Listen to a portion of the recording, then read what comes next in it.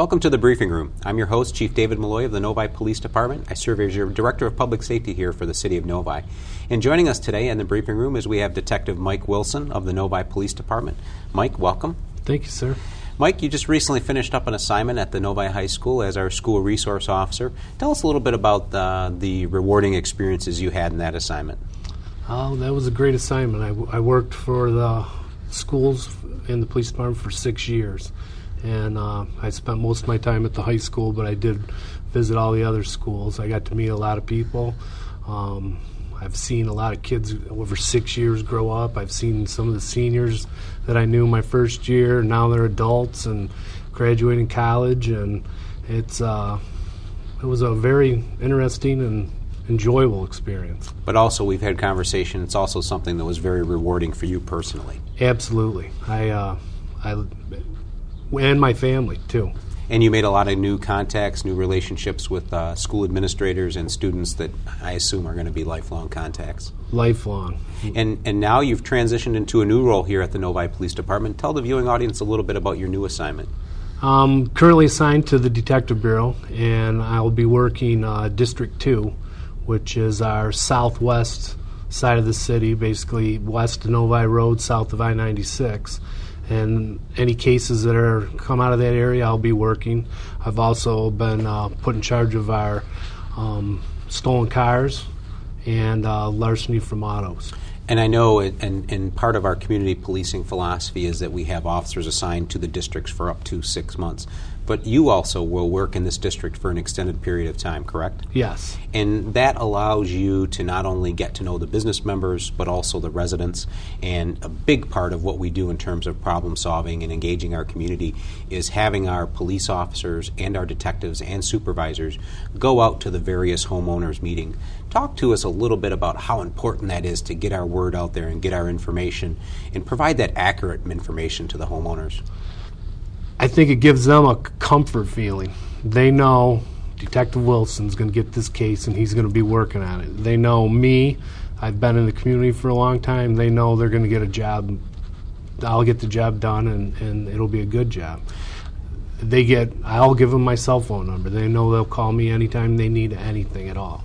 And part of that is actually reaching out to the various homeowner leadership groups.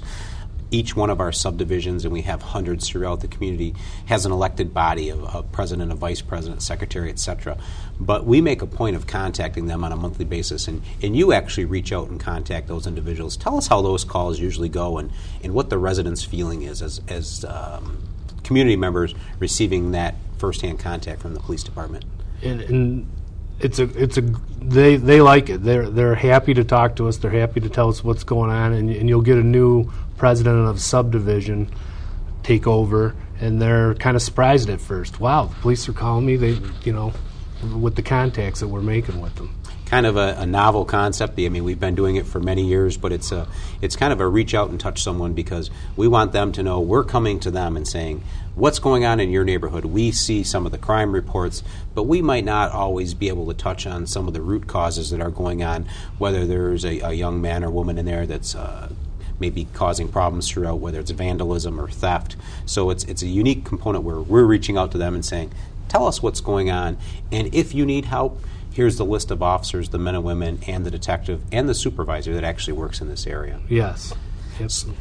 In terms of your background, why don't you tell the viewing audience a little bit about you're reaching 2 decades here in law enforcement. Tell the audience a little bit about your background, not only educationally but professionally. Bachelor's degree. I went to Grand Valley State University. I came right here. This is the first and only police job I've had. When I was interviewed for this job by a past chief, I basically said I'm going to retire from here, and that's what he liked. From there, I went on to the road patrol. I was on the road patrol. Out of road patrol, I went into undercover surveillance team, and from the surveillance team, I went into the high school. And you've had an outstanding career. I know you've served as training officer in our uniform division, but also your school resource officer assignment. And then you talked about your surveillance career, where you had a very successful as a member of the partnership we have with Farmington Hills, West Bloomfield, and the Oakland County Sheriff with the Sonic team. Tell the viewing audience a little bit about some of the cases that you actually worked on. And I know there was one case that was very, very significant because of the violent nature of an armed robbery that took place at a 7-Eleven. Tell us a little bit about some of those cases. Well, we would get information from the road patrol officers, and we would work that information, try to develop suspects. Sometimes they would hand us a suspect. This is who was doing this crime. This is who we suspect's doing it. And we would actually set up surveillance on them, watch them. And we had a team of 6-7 people that would work these people. The incident you're talking, we had 8 armed robberies in the Novi, Farmington Hills area, and the suspect we had was always masked, wearing dark clothes, never got a real good vehicle description, so we were actually targeted in his pattern. He was hitting late at night, he was hitting certain businesses, so we started watching those businesses, and we were actually able to, one of my partners saw the suspect drive by a 7-Eleven, and it was just a mere brake tap that he picked up on. This guy drove by kind of slow, hit his brakes, and was watching 7-Eleven. When he called me to the area, we kind of set up, what's this guy doing? And he drove around a little bit. Next thing you know, he's parked on the south side of the business, gets out with his mask on, his shotgun in his hand, and he goes in there and robs 7-Eleven. So when he came out, there was a team of police officers waiting for him? We were an eager team of police officers waiting for him. And you were able to take him into custody without incident? Without incident. Yeah.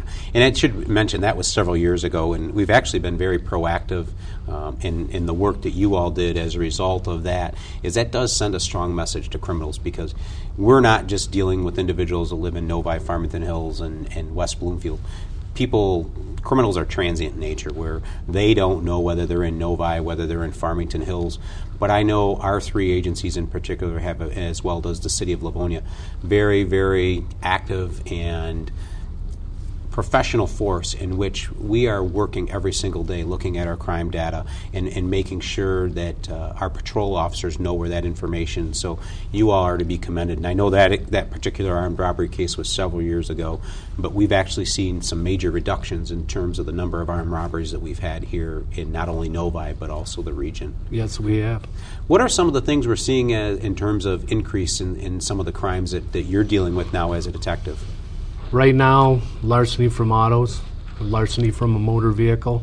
That tends to pick up a little bit over the summer, and it's just more people are out and about, more people are walking around on our streets. If you were to give residents 3 very basic tips, what would they be in terms of protecting themselves and protecting their property?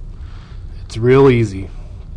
Take all your items out of your car, your electronic devices, your phones, your laptop, iPod, anything like that, your briefcase, anything they think is of value, take it out of your car. If you have to have it in your car, I would put it in the trunk, out of sight.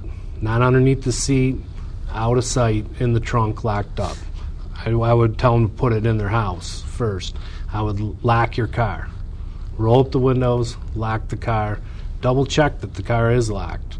Park it in your garage if you can, if you have a garage. If you're not lucky enough to have a garage where you can put your car in, park it in the driveway, by the garage, turn the garage lights on outside your house, turn your porch light on. I think that's so important, because I know there was about 2 or 3 years back, I think it was back in 2007, where about 80% of our larceny from automobile complaints involved unlocked vehicles. So if we could just get that message out there, and I know now with the GPS technology, that's another big thing that residents, and it's great that they have that feeling of safety and security here in Novi, because Novi is a safe community. But we do, from time to time, have young criminals and adult criminals that actually prey on our vehicles. So some very, very, very good tips. So when we come back, we're going to cover some more crime prevention tips with Detective Wilson and talk about some strategies that you as a homeowner and as a business owner can implement and utilize in terms of not only protecting yourself, but also protecting your business and home. So stay tuned.